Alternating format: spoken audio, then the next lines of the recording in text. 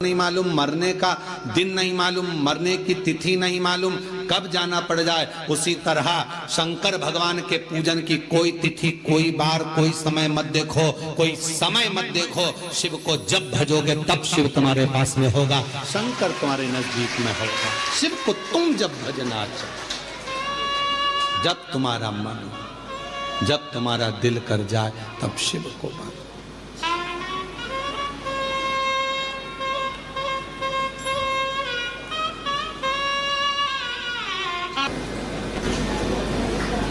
कोई समय शिव को पुकारने का नहीं है कि इस समय पर भगवान को पुकारोगे तो जल्दी आएगा।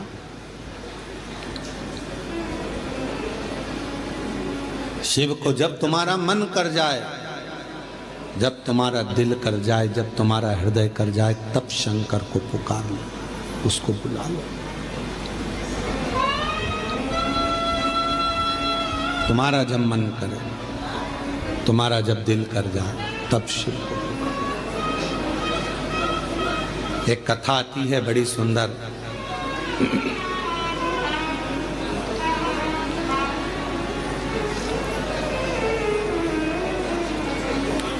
एक बार माँ जगत जननी जगदम्बा अम्बा माँ पार्वती जी कैलाश पर बैठी थी। भोगरदानी नहीं थे उस समय पर। भगवान शिव भोगरदानी उस समय पर वहां नहीं थे। माँ जगत जननी बैठी हुई थी।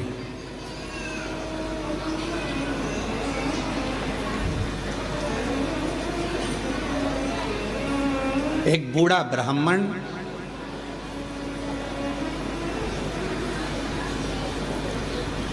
साधारण सी जिंदगी जीने वाला, बिल्कुल सहजता का जीवन जीने वाला,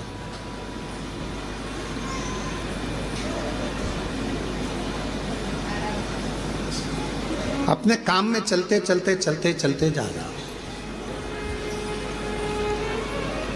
रोज उसका नियम था भगवान की भक्ति करना, स्मरण करना, जप करना, पाठ करना। शाम का समय था, देख नहीं पाया, ध्यान गया नहीं, और मालूम पड़े कि उसके चरण एक खड्डे में गिर गए और खड्डे में पड़ने से उसका पांव टूट गया, शरीर में चोट लग गई। उसके घर के लोगों ने उसको घर में ले जाकर सुला दिया। बहुत दिन तक वो घर में ही पड़ा रहा, घर में। जगत जननी जगदम्बा अम्बा माँ पार्वती जी ने देखा, कब से पड़ा हुआ है ये, कितने दिन से पड़ा हुआ है। शिव जी को इसका ध्यान नहीं है क्या?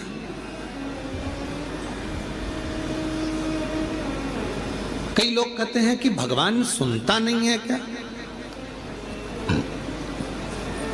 कई लोग कहते हैं भगवान क्या देखता नहीं है क्या?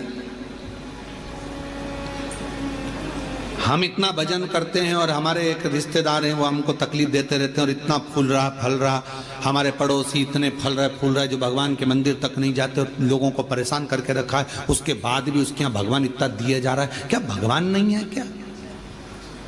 क्या भगवान की आंखें नहीं है क्या? लोग कहते हैं। हम इतना तपस्या करें, भजन करें, कीर्तन करें और दुख भी हमें ही आ रहा है। और वो इतना कष्ट देने के बाद दुनिया के लोगों को चूसे जा रहा है, धन लिए जा रहा है, लिए जा रहा है, लिए जा रहा है, लोगों को कष्ट दिए जा रहा है और उसके बाद भी फल फूल रहा है। क्या भगवान नहीं है क्या? है तो फिर जो इतना दुनिया को कष्ट दे रहा है वो इतना फल फूल क्यों रहा है? उसका कारण आज का नहीं है, पूर्व का है। कोई पिछले जन्म का उसने अच्छा कर्म करा होगा तो आज उसको भगवान ने इतना गाड़ी बंगला सत्ता वैभव जायदाद सब पूर्व का करा होगा, आज भोग रहा है। और आज आने के बाद अगर वो बेकार कर्म कर रहा है तो एक जन्म नहीं, ना जाने कितने जन्म भोगेगा।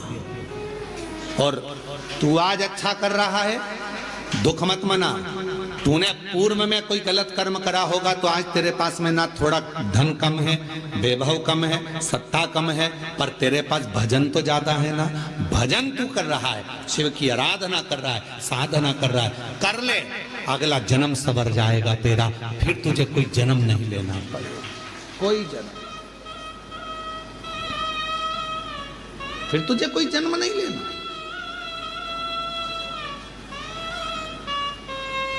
पार्वती जी की आंखों में जल भर गया कि कितना साधारण ब्राह्मण है और इतना इतना तप करने वाला, इतना साधना करने वाला, पूजन करने वाला, पांव टूट गया, शरीर टूट गया और पड़ा हुआ है। शिव जी का ध्यान नहीं है क्या? थोड़ी देर बाद भगवान शंकर आ गए, पार्वती जी उनसे रूठ कर बैठ गए। क्यों? क्योंकि भक्तों की दशा नहीं देखी गई, भक्तों की दशा नहीं देखी गई, माता से रूठ कर बैठ गए। शिव जी ने पार्वती जी से कहा, क्या बात है जगत जननी, तुम आज रूठी हुई सी दिखती हो। प्रभु आप इतने बड़े दयालु है, भगवान ने आपको 3-3 नेत्र दिए हैं, उसके बाद एक ब्राह्मण भक्त की दशा नहीं देखी जा रही तुमसे?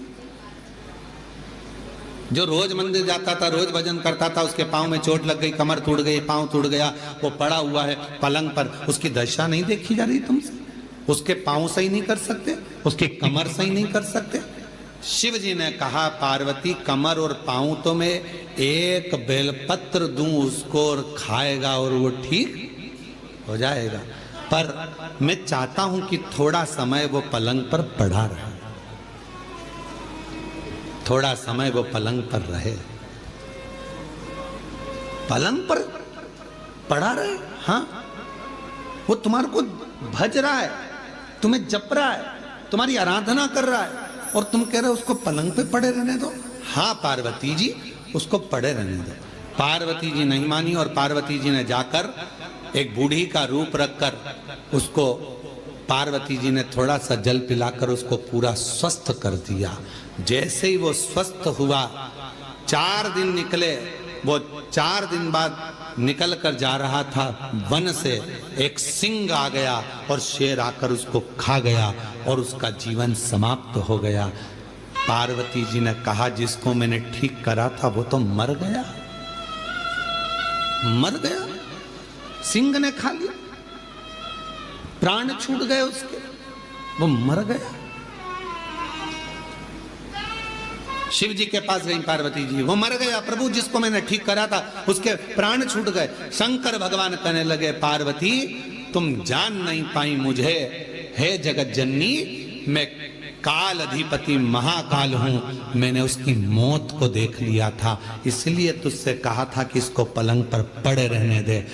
ये पड़ा रहता, इसकी मौत टल जाती और ये ठीक होकर फिर अपने काम में लग जाता, पर तूने चलने नहीं दिया।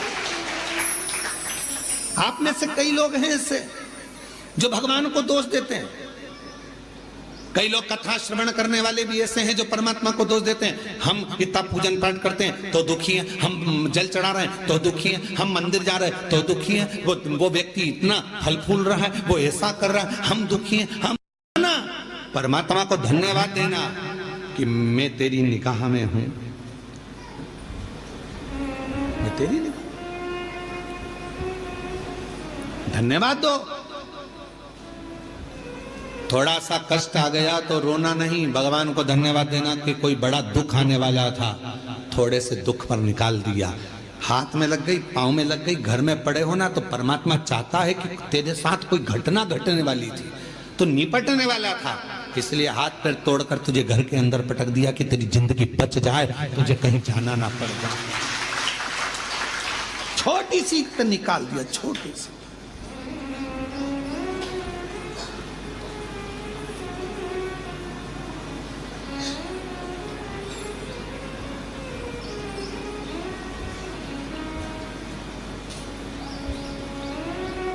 पहचान हो जाती है ना शिव जी से, तो वो बड़े दुख को छोटे पर लाकर छोड़ देता है। दुख तो आएगा क्योंकि हमारे पूर्व का कर्म हमें भोगना है, पर बड़े दुख को छोटे पर लाकर छोड़ देता। पहचान है तो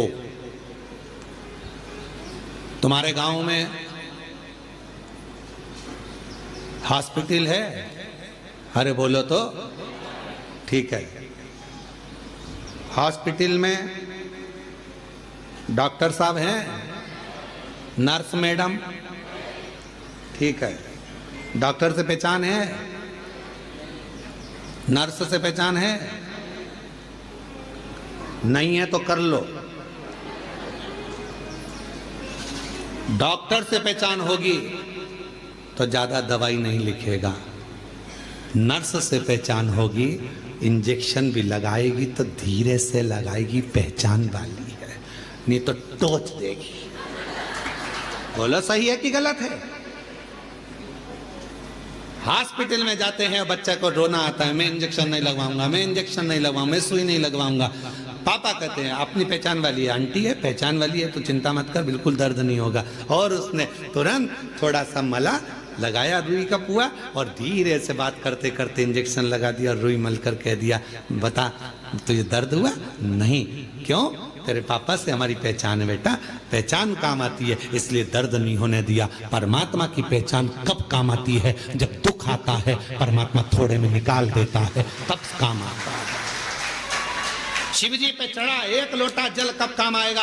जब दुख आया और तुम्हारा दुख धीरे से निकल गया, तब भगवान कहेगा देख ले मैंने बहुत आराम से इंजेक्शन लगवा दिया, शांति से काम निकलवा दिया, दुख निकल गया, दुख तकलीफ निकल गई, कष्ट निकल गया, थोड़े से निकल, थोड़े से। और कोई पिछले जन्म के अच्छे कर्म मुझे बाबा तेरा मिला, कोई पिछले जन्म के अच्छे कर्म मुझे बाबा तेरा मिला। जहाँ सारी दुनिया झुकती है, जहाँ सारी दुनिया झुकती है, मुझे वो आली दरबार मिला, दरबार मिला। कोई पिछले जन्म के अच्छे कर्म मुझे बाबा तेरा मिला, कोई पिछले जन्म के अच्छे कर्म मुझे बाबा तेरा साथ मिला। ये कोई पूर्व का हमारा अच्छा भाव होगा, शिव जी से हमारी पहचान होगी। जो बड़ा दुख आने वाला था वो थोड़े पर निकल गया। डॉक्टर से पहचान होगी तो दवा कम लिखेगा, और अगर पहचान नहीं होगी तो पूरी थैली भरकर लिख देगा। इसलिए परमात्मा से पहचान कर लो तो दुख थोड़ा कम लिखेगा, सुख ज्यादा लिख देगा। उससे पहचान कर पहचान।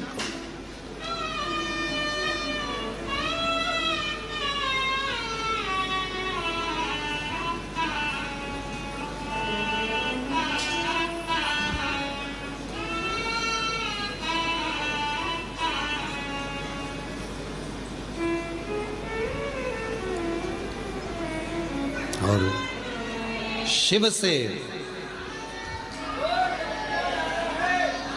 भगवान शंकर से प्रीत बढ़ाई। महाराज आप कितनी पूजन करते हैं, कितना पाठ करते हैं, किसी को मत बताओ। गंदगी उजागर कर दो। शिव कथा कर रही है, गंदगी उजागर कर दो पर बंदगी उजागर मत करना। उस बंदगी में मेरा शिव बसता है। उस बंदगी, प्यार मुख से बोलने से नहीं होता। पत्नी सोचती है पति मुझे बहुत बार बोले मैं तुमसे प्रेम करता हूं, मैं तेरे बिना नहीं रह सकता, मैं तेरे बिना नहीं रह सकता। ये प्यार नहीं है। 24 घंटे बस बोल दे वो कि मैं तेरे बिना नहीं रह सकता, इसको प्रेम कहेंगे? प्रेम वो है, प्यार वो है। पति बीमार पड़ा और पत्नी उसकी सेवा में लगी है, और पत्नी बीमार पड़ी तो पति भी उसको पानी लाकर दे रहा है, तो वो प्यार है, प्रेम। सुख में प्यार झलके वो प्यार नहीं हो सकता, वो प्रेम नहीं हो सकता। इसलिए शिव महापुराण की कथा कर रही है। तुम कितना भजन करते हो, कितना अनुष्ठान करते हो, कितनी कथा सुनी, चाहे तुम 50 कथा सुनो, 100 कथा सुनो, तुम्हारा मन बढ़ जाए, तब टीवी चालू करो और शिव महापुराण की कथा सुनो 1000 बार। एक बार नहीं कुबेरेश्वर धाम, जब तक जिंदगी है बाबा से कहकर जाना, तेरे दरवाजे पर बुलाते रहना, तू कृपा करते रहना, तू देते रहना, मैं आते रहूं। जब तक तू देगा नहीं तो मैं आ नहीं सकती।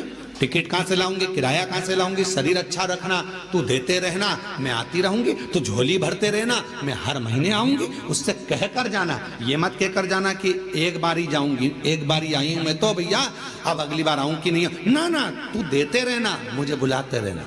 दामोदर प्रसाद जी, भगवान को कहकर जाना, भोलेनाथ जी को, जैसे पूरे गांव के साथ में कथा सुनने आया हूं, ऐसे साल 2 साल में फिर बुला लेना, इतना देना कि फिर बाबा बुलाए, फिर बुलाना। और आप भी बाबा से कहकर जाना कि बाबा हमको ऐसा देना कि जैसे दामोदर प्रसाद जी 500 लोगों को लेकर आए हैं, हम भी 500-700 लोगों को, अपने गांव के लोगों को, परिवार के लोगों को लेकर आए और खूब प्रेम से कुबेरेश्वर धाम में ठहरे और बाबा की कथा करवा कर फिर जाओ।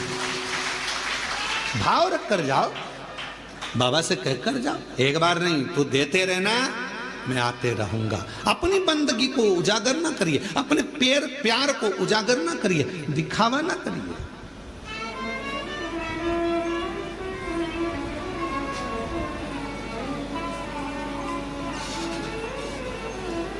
जो 50 रुपए के चाउमीन में प्यार दिखा देते हैं, जो 10 रुपए की पेट्रोल में मोटरसाइकिल पर घुमाकर प्यार दिखा देते हैं, वो प्यार नहीं होता। फिर हरिद्वार में जो अटैची मिलती है उसमें टुकड़े मिलते हैं, वो प्यार नहीं होता,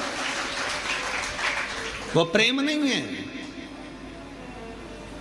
इसको प्यार नहीं कह सकते, इसको केवल कहते। आजकल डॉक्टर कह देते हैं कि आप तारीख चुन लीजिए, कौन सी तारीख को ऑपरेशन करना है, हम बच्चे को उस समय पर उस तारीख में उतनी बजे, जितनी बजे बोलोगे उतनी बजे हम ऑपरेशन कर देंगे। बोलो सही है कि गलत? उतनी बजे। अब आपने तारीख निकलवा ली, आपने समय निकलवा लिया, आपने पल निकलवा लिया, डॉक्टर साहब मैडम इतनी बजे आप ऑपरेशन कर देना, इस तारीख को ऑपरेशन कर देना, तो अब कुंडली काम करेगी क्या? क्योंकि तुम्हारी मर्जी से बच्चा हुआ है, इतनी बजे कर देना, इतनी तारीख को कर देना। पहले परमात्मा की मर्जी से होता था, जब वो चाहता था तब दर्द उठता था और जापा होता था तो कुंडली काम करती, पत्रिका काम करती। अब तुम्हारी मर्जी से हो रहा है, तुमने कह दिया बुधवार के दिन इतनी बजे, इतनी तारीख को इतनी बजे बच्चे को जन्म ऑपरेशन कर देना, बच्चा जन्म ले लेगा, और तुमने फिर वो बनवाई। अब वो काम क्या करे?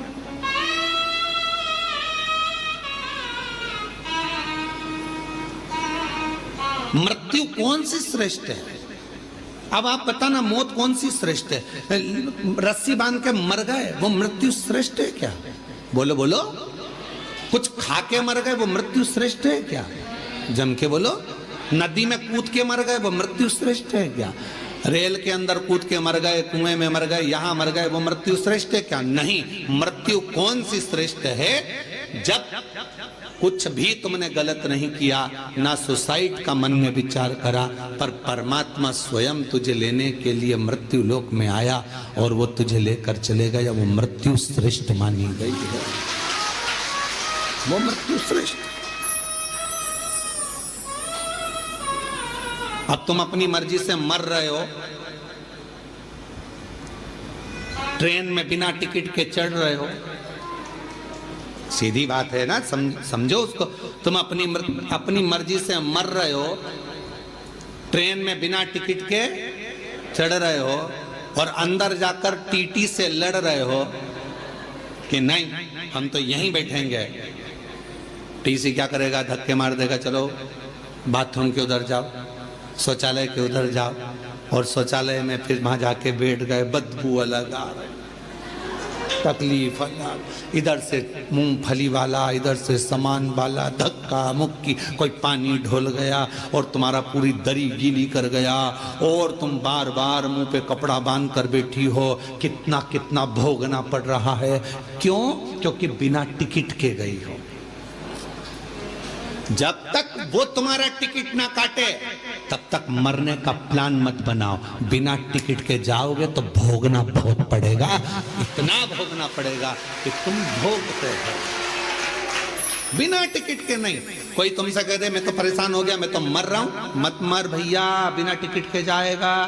एक बार ट्रेन में सफर करके देख ले, बाथरूम के पास बैठ के जाना पड़ता है बिना टिकट के, कितना धक्का खाना पड़ता है, कितनी गाली खाना पड़ती है। कोई पानी ढोल जाता, कोई कुछ कर जाता, कहीं का बीड़ी वाला बीड़ी का धुनक रहा है, कोई सिगरेट वाला, कहीं तंबाकू वाला, कहीं ये वाला, कहीं वो वाला। उसी तरह अगर बिना टिकट के चले गए, परमात्मा लेने नहीं आया और तुमने सोच लिया मैं तो मर जाऊं और तुमने सुसाइड कर ली, याद रख लेना, ट्रेन का सफर कर कर देख लेना, बिना टिकट के कितने धक्के खाना पड़ते हैं। उसी तरह बिना बुलाए अगर तुम चले गए, सारे नरकों में धक्के खाओगे, इधर से कूचा उधर से कूचा, ऊपर जाके कहोगे अब दोबारा से सुसाइड नहीं करूंगा, अगला जन्म दो, फिर कभी नहीं मरूंगा कभी।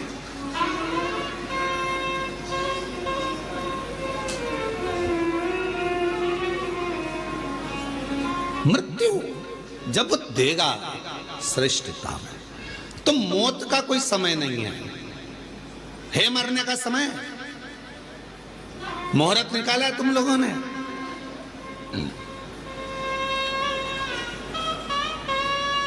सारे महाराज जी से पूछते हो बताओ शादी का मुहूर्त, बताओ जन्म का मुहूर्त, बताओ घर प्रवेश का मुहूर्त, बताओ सोना खरीदने का मुहूर्त, बताओ लक्ष्मी पूजन का मुहूर्त, बताओ दिवाली पूजन का मुहूर्त। पर कोई एक पैदा हुआ हो ऐसा संसार में जिसने महाराज जी से जाकर पूछा हो कि बताओ हमारे मरने का मुहूर्त, हमारे मरने का मुहूर्त बताओ कि कौन सी घड़ी में मरूं मैं।